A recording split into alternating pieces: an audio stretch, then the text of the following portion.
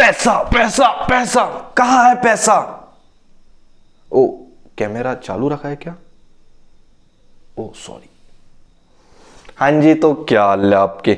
तो गाइस, जैसा कि आपने इस वीडियो के टाइटल में देखा, आज की इस वीडियो में मैं आप लोगों को ऐसी 5 मनी मिस्टेक्स बताऊंगा जो कि इंडिया के छोड़ो भाई, वर्ल्ड वाइड कई लोग ये मिस्टेक्स करते हैं, जिसके कारण उन लोग को फ्यूचर में बहुत ज्यादा लॉस होता है। तो मैं आज की इस वीडियो में आप लोगों को बताऊंगा कि वो कौन कौन सी मिस्टेक्स है जो आप लोगों को नहीं करनी है, सो दैट आप लोगों को फ्यूचर में रिग्रेट ना हो।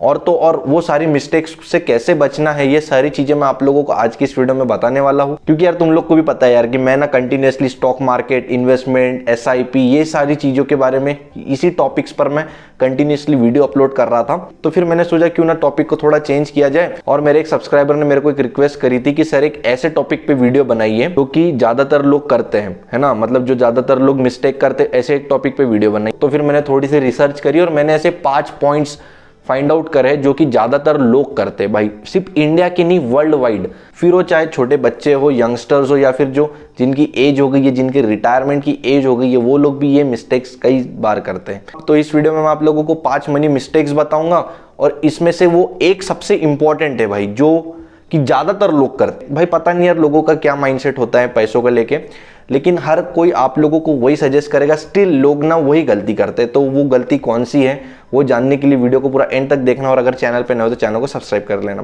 तो लेट्स गेट स्टार्टेड। तो जो पहली गलती जो ज्यादातर यंगस्टर्स करते हैं कि भाई वो ना अपना सारा पैसा खर्च कर देते हैं जितना वो कमाते हैं। तो पहला पॉइंट यही है, don't spend everything what you make. मतलब आप लोग खर्चा उतना ही करिए जितना आपके पास है। अब मेरा इसका मतलब ये नहीं है कि भाई अगर तुम्हारी सैलरी 30,000 आ रही है तो तुम लोग पूरी 30 की 30,000 रुपए उड़ा दो, ऐसा मेरा कहना बिल्कुल नहीं है। लेकिन मैं आप लोगों को अभी एक शॉकिंग इन्फॉर्मेशन देता हूँ। जो ज्यादातर यंगस्टर्स है ना, वो 2% ज्यादा स्पेंड करते जितना वो कमाते हैं। हाँ भाई, वो 2% कम नहीं, वो 2% ज्यादा। और यंगस्टर्स से मेरा मतलब है मिलेनियल से, मतलब जिनकी एज 35 या उससे कम है, उन लोग की मैं बात कर रहा हूँ। भाई वो लोग ना 2% ज्यादा स्पेंड करते हैं किसी भी चीज में जितना वो कमाते हैं। मतलब आप लोग ने इसको समझिए ऐसे कि एक बंदा एक महीने के 30,000 रुपए कमाता है और वो उसमें 2% ज्यादा स्पेंड करता है, मतलब 30,000 से भी ज्यादा स्पेंड करता है। जबकि मैंने आप लोगों को अपने प्रीवियस वीडियोस में भी बताया था कि भाई एसआईपी, इन्वेस्टमेंट, ये सारी चीजों से कितना ज्यादा फर्क पड़ता है अगर आप बहुत जल्दी से स्टार्ट कर रहे हैं। तो एक स्टडी में पाया गया है कि भाई एक मिलेनियल इंडिया का 2% ज्यादा स्पेंड करता है जितना वो कमाता है। तो आप लोग उससे समझ ही सकते हैं कि भाई गरीबी क्यों ना बढ़े। मतलब अगर तुम्हारे खर्चे ही ज्यादा है जितना आप लोग कमाते हैं तो फिर गरीबी क्यों ना बढ़े।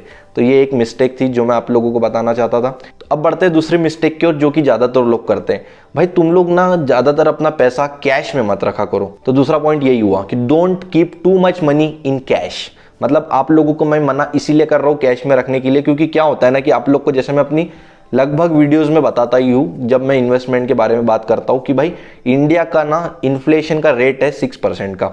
मतलब अगर आज आपने जो 100 रुपए है, वो अगले साल इसी डेट को वो हो जाएंगे 94 रुपीज। मतलब आपके जो 100 रुपए वो 6% से उसकी वैल्यू कम हुई है। लेकिन अब तुम लोग सोच रहे होगे भाई कि केवल 6 रुपए ही कम हुई है ना, 6 रुपए से कौन गरीब बन जाता है। लेकिन तुम लोग ना इस चीज को किसी लार्ज स्केल पे सोचो। मतलब तुम लोग सोचो कि किसी का 1 लाख रुपए घर पे पड़ा है कैश, किसी का सोचो 10 लाख रुपए, किसी का 1 करोड़ रुपए घर पे पड़ा है कैश।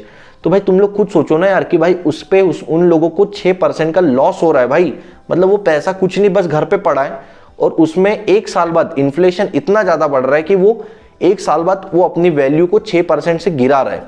तो इसका मैं आप लोगों को हमेशा ही सॉल्यूशन बताता हूँ कि भाई आप लोग स्टॉक्स में इन्वेस्ट करिए, आप लोग रियल एस्टेट में इन्वेस्ट करिए, आप लोग क्रिप्टो में इन्वेस्ट करिए।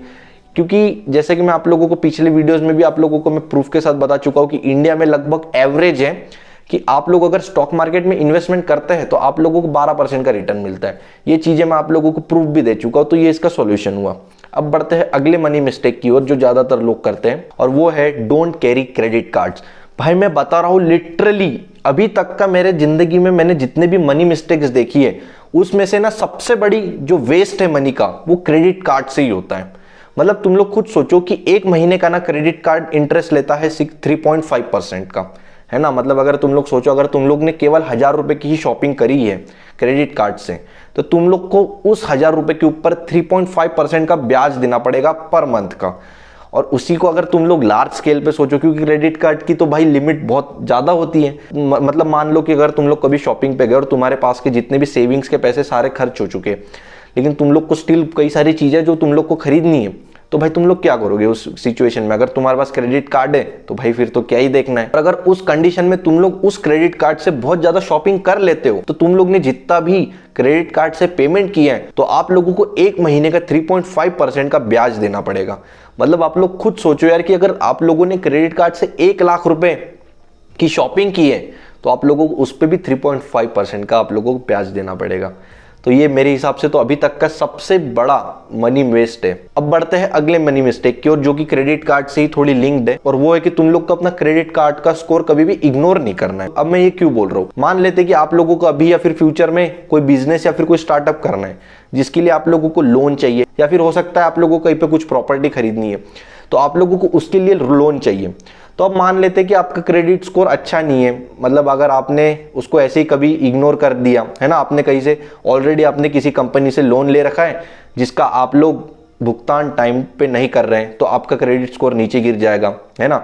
मान लेते कि आपका क्रेडिट स्कोर अच्छा नहीं है, अच्छा नहीं है से मेरा मतलब है कि आपका मान लेते क्रेडिट स्कोर 500 के अंदर ही है, जो कि एकदम बहुत खराब माना जाता है ना। मतलब अगर आपका क्रेडिट स्कोर 500 के कम है तो आपको मुश्किल है कि कोई बैंक आपको लोन देगी। तो उस कंडीशन में जब आपका क्रेडिट स्कोर 500 से कम है, तो आप लोग को कोई कंपनी लोन भी नहीं देगी भाई। और मान लो अगर लोन दे भी रही है, तो आप लोग को वो बहुत ज्यादा हाई इंटरेस्ट चार्ज करेगी। मतलब आपका क्रेडिट स्कोर अगर अच्छा है, मतलब 700 या फिर उससे प्लस है आपका क्रेडिट स्कोर, तो आप लोग को कोई भी बैंक इजीली लोन दे देगा। मतलब बेसिकली वो क्रेडिट स्कोर आपकी लॉयल्टी को बताता है कि फ्यूचर में अगर आप लोगों को बैंक ने लोन दे दिया, तो आप लोग बैंक को पैसा वापस दे पाएंगे या नहीं दे पाएंगे, या फिर विजय माल्या की तरफ भाग जाएंगे। वो चीज डिफाइन करता है आपका क्रेडिट स्कोर। इसीलिए क्रेडिट स्कोर को कभी इग्नोर नहीं करना चाहिए। क्रेडिट स्कोर हमेशा 700 या फिर 750 से ज्यादा ही होना चाहिए। अब बढ़ते हैं अगली मनी मिस्टेक की ओर, जो कि ज्यादातर लोग करते हैं अगर वो लोग इन्वेस्टमेंट की जर्नी में एंटर हुए, क्योंकि ये मनी मिस्टेक मैंने भी करी थी, मुझे भी बहुत ज्यादा लॉस हुआ था। तो मैं आप लोगों को मेरा ही एक्सपीरियंस बता रहा हूं कि भाई अगर तुम लोग को किसी चीज की नॉलेज नहीं है ना, तो भाई वहां पर इन्वेस्टमेंट कभी मत करो। तो भाई वो पॉइंट हुआ कि don't invest in anything that you don't know. मतलब उस चीज में कभी इन्वेस्टमेंट मत करना जिसके बारे में आप लोगों को नॉलेज नहीं है। तो मैं अपना पर्सनल एक्सपीरियंस बताता हूँ कि क्या हुआ था ना, कि मैं जब इन्वेस्टमेंट की जर्नी में एंटर हुआ था, 2019 की बात है ये, तो मुझे भी इतना कुछ स्टॉक मार्केट वगैरह के बारे में पता नहीं था। तो मेरे ना किसी फ्रेंड ने मुझे बताया था कि तू इस कंपनी के शेयर खरीद ले, फ्यूचर में इसको अच्छी खासी ग्रोथ होगी। तो मैंने उसकी बात सुन के उस कंपनी में इन्वेस्ट कर लिया।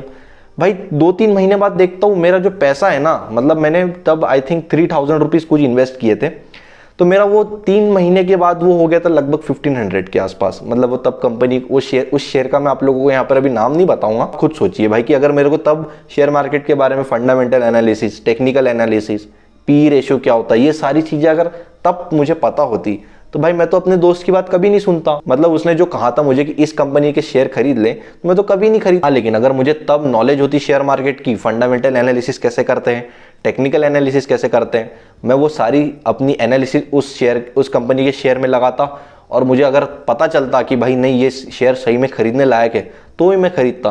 लेकिन आप लोग खुद देखो कि भाई मेरे को तब नॉलेज नहीं था, इसलिए मुझे नुकसान हुआ वहां पर।